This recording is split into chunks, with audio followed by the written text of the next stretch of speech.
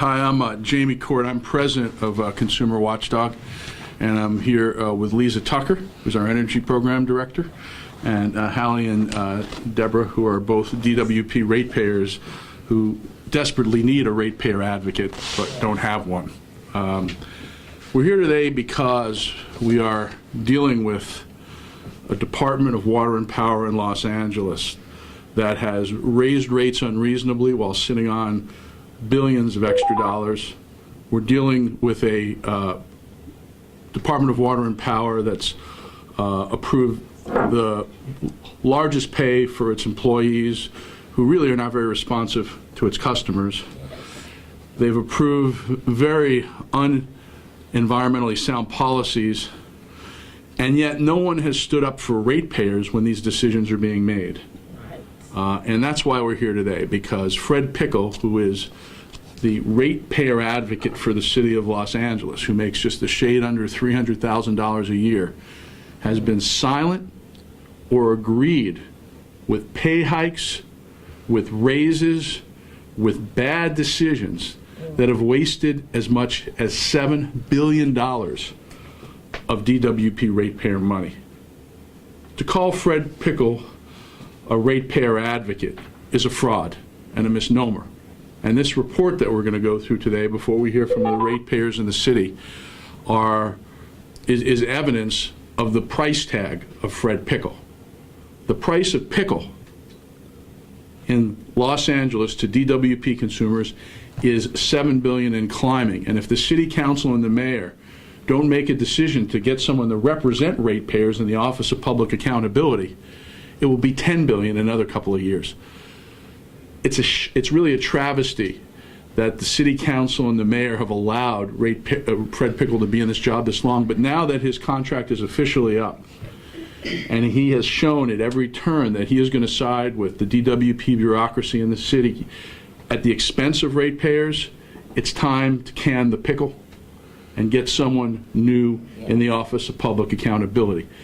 To read the rap sheet on Fred Pickel and the $7 billion price of pickle, I'm going to turn it over to our energy program director, Lisa Tucker, and I'm going to bring up on the I should say that if you're listening or on Facebook, and we just heard a couple of people chime in on our conference line, I'm Jamie Court, I'm the president of Consumer Watchdog, and I'm going to turn it over in a second to Lisa Tucker, our energy program director, but we are streaming at our Facebook page right now, this press conference, so you can see the charts we're about to put up. That's facebook.com/Consumer Watchdog. Simply enough. And also, we are at consumerwatchdog.org. We've posted the report with the charts in it. The report, The Price of Pickle, goes through the cost of having a ratepayer advocate in LA DWP that doesn't advocate for ratepayers. And the cost is $7 billion through 2020 and growing. And that's why we're here today, to release this report, to hear from the ratepayers and their problems that haven't been solved by Mr. Pickel, and the call for the city council to hire someone new now this contract is up. So I'm going to turn to the first slide, maybe. Yes, which is Lisa's short list of how we get to a $7 billion cost from Mr. Pickel's decisions, and turn it over to her to talk about her research here, which really is sweeping over his 5-year term at the Office of Public Accountability. Lisa. Okay. Thanks, Jamie. Okay, so I'll just go through everything on the chart in front of us right now and talk about how Fred Pickel has really not stood up or has endorsed things that really aren't endorsable. So one thing that Mr. Pickel did was endorse power and water rate hikes of $1.1 billion over 5 years. And all that was happening at a time when the LADWP is sitting on $1.6 billion in cash reserves. So there's a question about whether or not that really needed to be done. And it didn't seem justified in light of that. So that's one thing. He has never stood up and spoken against needless infrastructure when we have a lot of infrastructure that does need fixing in the city. And one of those things, there's a big plan the LADWP has to refurbish several natural gas power plants. And he has acquiesced in a price tag of $731 million through 2020, spending on those plants, and if it keeps going like that, it'll be 2.4 million by the mid-20s, 2.4 billion, excuse me, by the mid-20s on those gas plants. We don't need them. We're already overbuilt. The capacity is, they're supposed to build in like a 15% margin of extra capacity to meet unforeseen demand, and I think we're at 35% right now. So number one, it's a colossal waste of money. Number two, it's incredibly polluting. And number three, we have lots of other alternatives that we could be using now, including solar power and utility scale battery storage technology. So we don't need to be doing that, but he's never spoken up against it. On the IBEW contract, 92 or 93% of the employees at the DWP are union members who belong to the IBEW. Mayor Eric Garcetti, when he was campaigning for mayor, campaigned on keeping those raises down, not giving raises out. In fact, he on the city council endorsed freezing them for several years in a row, and not too long after he was elected mayor, things kind of turned around, and Fred Pickel ended up endorsing a new 5-year IBEW contract, which is going to be hiking salaries by 13 to 22% for a total of $280 million. Now, this is when DWP employees are among the highest paid utility workers anywhere in the United States, and when they earn about 2.5 times more on average than other workers in comparable jobs in Los Angeles. He also raised absolutely no red flags on the fact that that worker pension and post-retirement medical liabilities are very, very large. The LADWP actually calculates them at $1.8 billion, but in actual fact, an independent watchdog says it's more like $3.8 billion, depending on what you use for a rate of return. And so they're partially funded, but the point is that we have a very volatile economy, as we all know. Markets are volatile, and so the thinking goes that you want to have them fully funded, or in fact even more than fully funded, so that you can be absolutely sure that you're going to be able to pay that stuff out. And if things go the wrong way, ratepayers could be on the hook for a lot of money if bets don't turn out right. We also have a situation where ratepayers may not realize this, but there's an 8% surcharge on the power portion of their bills. It raises hundreds of millions of dollars every year. Actually, that's considered an illegal tax because in the state we have a law that requires a public vote when you're going to be using monies raised from a utility bill for a utility service. They're supposed to be used for the utility service and not to be just funneled over to City Hall, which is what is happening with these transfers, to be used for sopping up all sorts of other red ink for services that have nothing to do with your power.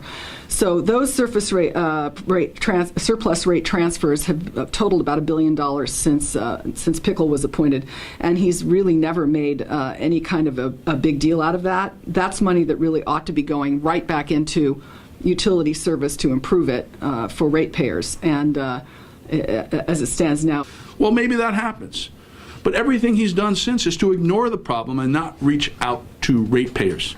So we've got a couple of ratepayers today who are going to talk about their problems. And we literally have videotape of being on phone calls with ratepayers like these, calling DWP and asking to speak to the Ratepayer Advocate. And the customer service agents who just got a used raise say, there is no such thing as a ratepayer advocate. And we say, there's no ratepayer advocate? And they say, no. Are you talking about someone in the field office? No one at DWP will acknowledge that Fred Pickel is a ratepayer advocate there to help ratepayers. And he doesn't see his job as helping ratepayers. He sees his job as crunching numbers analytically and reporting back to DWP, not standing up for the public against DWP. So I'm going to bring up Haley, who's going to give a brief account of her unbelievably long and very sad ordeal as a ratepayer without a ratepayer advocate in the city of Los Angeles. Hello, my name is Haley Anderson, and I'm a ratepayer in the city of Canoga Park. I've been without water and power since September of 2017. We live off of a generator at my house, and we use gym memberships too. Sorry. My bill's $24,000. I have 3 kids in my house, and I don't make enough money to do this. I'm a server. My mom had a massive stroke 14 years ago, so she's paralyzed. And my grandmother has dementia and lives off of Social Security. My bill started this in 2015, and my grandmother's dementia got worse and she hid the bill for a year, and we didn't know. We found out when I was pregnant that she hid the bill, and they turned us off. We called them and told them that I was pregnant, my mom was disabled, and my grandmother was elderly, and they told us it wasn't their problem, that they weren't going to turn us back on. And we got a program called HEAP to put $1,000 into our bill, and they turned us back on. But at that point, my bill was probably close to $9,000 or $10,000. So there was no way of us being able to even pay it off. And from there, it continued going up, and we told them that there's no way our bill is this high. They said, we've checked your bill, it's fine. We've checked your meters, they're fine. We'll replace them regardless, just to see. I've never seen a DWP worker at my house checking my meters. I never even knew we had a ratepayer advocate until I sat here in this room today. I've called multiple DWP workers. I've been told that my situation is not their problem. They don't care that I have a diabetic in my house that needs medicine that needs to be refrigerated.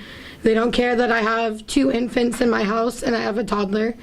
And we also are expecting another one. My sister-in-law is pregnant right now.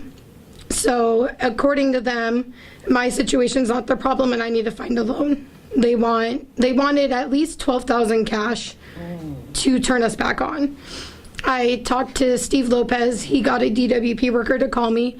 She told me that I could pay $4,400. I said I won't have that until the beginning of March because of my tax money. And I told her that I talked to a paralegal and that our bill is way too high, that we got charged for power even though we've been cut from the line since September. I have a bill in my hands showing from September to November that I was charged $800 for power even though I've been cut from the line. And when called and asked about it, they told me it's a guesstimation of charges and we'll refund you once you pay us your money. And the lady never called me back, has yet to call me back to this day, and we still have no water and power. So using a generator is not easy. It's $20 for a 5-gallon jug of gas, and it takes an entire 5-gallon jug of gas to run a generator for 10 hours to be able to just let my kids watch TV for a few hours. But I just want the problem fixed. Thanks, Haley. I think you should go ahead. So you want to say your full name? Or? My full name is Haley Anderson. Could you spell it for me? Haylie. Anderson is ANDERSON. And that's the copy of your bill Yeah. you have in your hand? Yeah, I can give it to whoever needs a copy of it. And with, not to disclose your address, of course, but what city are you in? Canoga Park. In Canoga Park. Okay, I'm going to, I think with Haley's story, you really shouldn't have to call a Pulitzer Prize-winning LA Times columnist or hold a press conference or find even Consumer Watchdog to get your problems taken care of at DWP. There should be a ratepayer advocate every day to take care of it, especially when the guy who holds that title, Fred Pickel, makes $300,000 a year. You know, why can't he take the time to find Haley? And why can't customer service hook him up with Haley?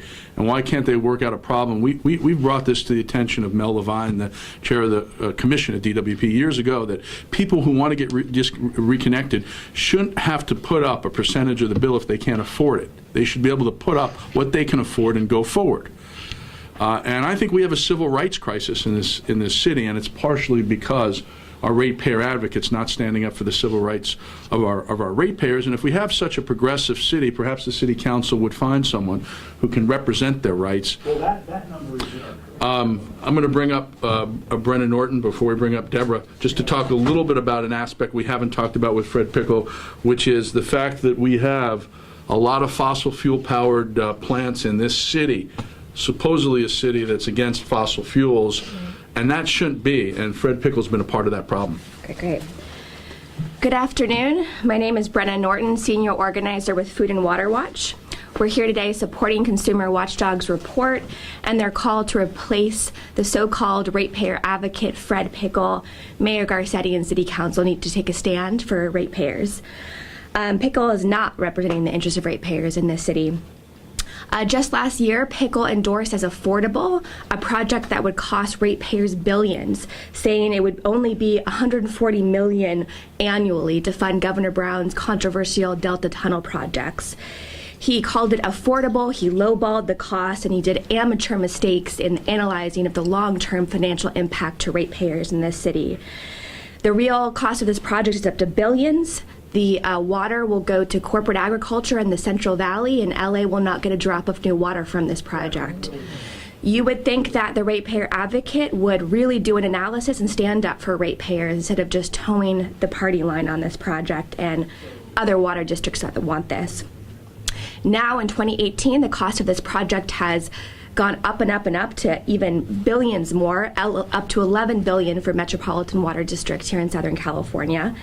And corporate agriculture interests are expecting not to pay for it. So we hope in 2018 that Fred Pickel actually acts like a ratepayer advocate when this comes back to City Council and says that we need to not just oppose this, but call for a ballot initiative that LA ratepayers cannot afford to pay billions for Governor Brown's boondoggle Delta Tunnel projects. Can you say 2 words about what it is? Yes, Governor Brown's Delta Tunnel project is to build 1, 2, who knows right now, tunnels in Northern California to divert how much water is coming from the Delta in Northern California. The water will primarily go to corporate agriculture interests in the Central Valley, but LA ratepayers will pay the bill.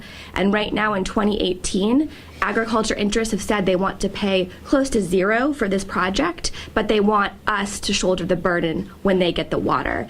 It's Chinatown again in 2017, 2018, and we need a ratepayer advocate to actually fight for us because we can hardly afford our own infrastructure. We certainly should not be paying for infrastructure for special interests. Thanks, Brenna. Yeah, and I'll just add on about that too. That in addition to these tunnels, Pickel has not weighed in against $731 million through 2020 for vastly overbuilt natural gas-fired power plants. He has not said a word on this, but he has criticized successful solar programs to lower utility bills and make sure we're going to renewable energy. So again, this is not the ratepayer advocate that we need. Thank you. And if you want to read the book version of Chinatown again, if you came in late, it's consumerwatchdog.org, or you can look at what we're doing on facebook.com/consumerwatchdog as well. Let me bring up Deborah, who's going to tell us what city she lives in and talk a little bit as a ratepayer in this city about how LADWP and the failure to have a ratepayer advocate has let us down. And then we'll take some questions when Deborah's done. Thank you. Good morning. Well, my name is Debbie Edwards, and I've been residing in Los Angeles for the last 15 years, and I've been experiencing high increased bill with DWP. First of all, I was experiencing a bill that was pretty normal. As of 2015, I experienced a large increase in the bill for $800 and some. So actually, I called DWP and I explained my situation, but they was telling me how I have to call them to get in touch with them, and they told me that it had to be a leak in my apartment building. And also they told me that my toilet had to be overflowing with water, but my owner said he has none of those problems. And after that, I have to go to DWP, and they put me on a payment plan. And the payment plan was rising from like $150 every month. And after that, another bill increased to like $700. So I go pay the payment plan, and the company also asked me what was I going to do about the new bill. And I told them I couldn't afford to put anything on that bill. So now they are threatening to turn me off. Turn my service off. So actually I have to come up with some type of money to pay DWP, but all of a sudden I just don't know what to do with this bill, because right now my bill is existing at $1,600, and I can't understand why is it increasing so much when I'm the only one that lives in my apartment building. And I just want to figure out why the bill is increasing so high. That's it. That's what I have to say. I think what you hear from Deborah is about water bills. We've seen, like the Russian couple was billed $50,000 because they said their toilet was leaking. And we're seeing, not a joke, And it went on. And there's no ratepayer advocate saying, well, that's outrageous. Here's what we're going to do. So people like Deborah get hit with an extra $850, and there's no leaky toilet, and she lives in an apartment building, and she's going to have her water turned off if she doesn't pay the bill. It is terrorism. And the DWP is like a Soviet bureaucracy. It acts like that. And it's a human rights problem, but we don't have any human rights advocates to fight DWP on the inside. That's what we were supposed to have with the Ratepayer Advocate. He's got to go, and we need someone to take his place. And if we don't do it, we're going to be seeing billions and billions of dollars too much and uncounted billing costs that we can't even put our finger on, because you ever try arguing with DWP about a water bill that's too high? You can't do it. You can't do it when you have the media on your side. You can't do it when you have lawyers on your side. You can't do it when you have a consumer group on your side, because there's no one inside who's checking the math of the DWP, and that should be the job of the Ratepayer Advocate. If the City Council does not fix this problem, and if Herb Wesson in particular doesn't fix this problem, I don't think the guy should be mayor. I think he should be recalled. Absolutely. We're going to take some questions in the room, and then I'll go to the phone line. I'm going to open the line in a second. We'll take a question in the room Jamie, first. have you ever had DWP explain how a bill could be $800, $1,600 a month if it's only an apartment? We've done it on a case-by-case basis, and when you get into it, they agree to audit the account, and in the context of the billing scandal, they will send out a field inspector and go through a very long multi-month process and try to ascertain what's going on. And if you get the right field inspector, sometimes they'll fix it. If you get the wrong field inspector and there's not enough heat, they just keep doing it over and over. So it is undoubtedly the fact that we still have either computer or human billing error or meter billing error, but we don't have a systemic fix for it. And in fact, the city's already paid out, I believe it was $60 million in a lawsuit, over $67 million in a lawsuit to fix the billing problems that they claim are fixed, and yet we still have them. So the DWP always blames the computers. But if they can't blame a computer, they fail to recognize there is human error. There is meter reading error. There are smart meter reading errors. And if they can't fit into the box of the computer billing error they've established, they deny all responsibility until the heat cranks up on them. And the problem is we can't audit the DWP's books. And every lawsuit's ever been filed them against, they pay off the lawyers and they settle for a song. The guy who's there to do this is this guy, Fred Pickel, the Ratepayer Advocate, and that's why he's supposed to make close to $300,000 to do that job. But he's not. And that's the point. It really is on Pickel's shoulders. Can you address what broader changes you think need to be made to the office itself, beyond just what Fred Pickle himself has done? How do you think the actual structure of the Office of Public Accountability needs to change? Sure. Do you want to just announce who you are? Sorry, before you do that. Oh, sure. Sorry. Emily Alpert Reyes with the Los Angeles Times. Okay, sure. So Lisa's going to address that. Lisa Tucker, who wrote. So that office has roughly $1 million a year budget, and it's got a handful of staffers. And one of the things that's been difficult, and I think that the office needs only after it gets the right people in place, is investigatory powers. So one thing that's very difficult is actually getting the information out of the IBEW and other parts of the DWP necessary in order to fully understand the scope of all the problems. So that actually needs to be added. And then What specifically needs to be added? Investigatory powers. In other words, the power to... Subpoena power? Yes, like subpoena power. The power to get the information needed to really drill down into all of the different issues going on right now, from billing problems to unfunded, pension liabilities. And you also need to find a cadre of people who really are committed to putting the public interest first.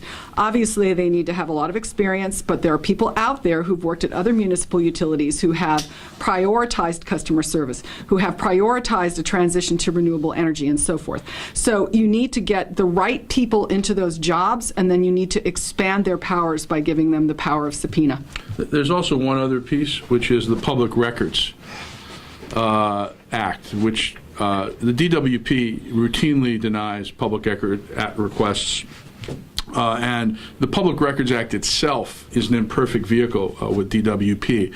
But the most successful municipal utilities, including SMUD in Sacramento, Kansas City Lights, they have reversed the process where the burden is on the utility to show that a document or a series of documents related to any one individual's bill or deliberations needs to be kept confidential. Right now, the burden is on the public to show how, in the narrow constraints of the Public Records Act and its interpretation, documents need to be turned over.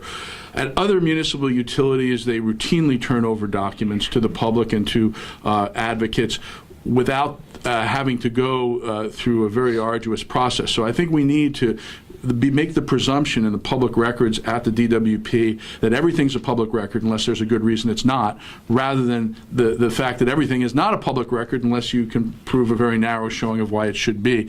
So that's one thing that's been very successful at other municipal utilities. Outside of that, there's probably should be some structural governance change at DWP, but right now we just got to triage the problem. So this report really is focused on the personnel, the powers, and after that, I think if we had a strong ratepayer advocate, that ratepayer advocate, if their other thing might be that their budget, is very tied to the city budget, to the DWP budget.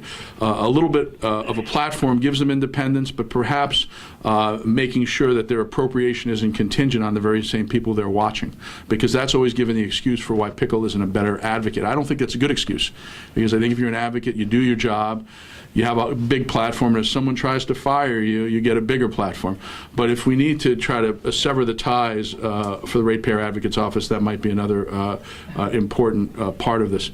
Sorry, Karen, you had a question? Yeah, you mentioned that DWP said that when you brought these problems up to them, did they just dismiss them? Did they look into them? What are you saying Well, the end result was? The end result when we initiated some conversations with Mel Levine around the billing error fiasco was we presented a bullet point list of changes we wanted the DWP to make, and they refused to make them, including the fact that there shouldn't have to be deposits on accounts that are where there's a good reasonable faith that it's not really a usage problem, it's a billing problem.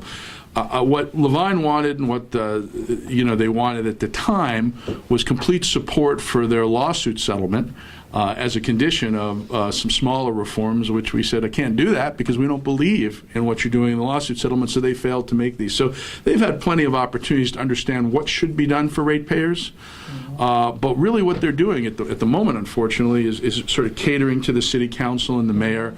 And one of the real baffling things about Pickel is that Garcetti came into town as the mayor on the idea of not only cleaning up DWP but cleaning up the public employee union's influence over DWP. And I mean, Fred Pickel is as much, if you look at his actions, in the pocket of the public employee unions, and Brian D'Arcy, who was embroiled in some crazy scandals about ratepayer money being used for some private foundations and criticized by the city controller, as anyone. So Pickel is D'Arcy's guy. And I think Garcetti and the city council say it's easier to go along, get along, than get punched in the nose. And if they do that again with Pickel, though, that would really fly in the face of all the evidence that the guy has done a horrible job at anything other than rubber stamping what the people who want to keep DWP the same want. Anyone else with a question or a follow-up? Yes, I also wait, want to let me get the media question for a second, sorry, and then we'll let you make a statement. Any other questions online, or? Okay, Deborah, come on back to it if you want to say something. Yes, and I also want a statement. I have never heard of her, Mr. Pickles, so I don't know how to address the taxpayer, Mr. Pickles.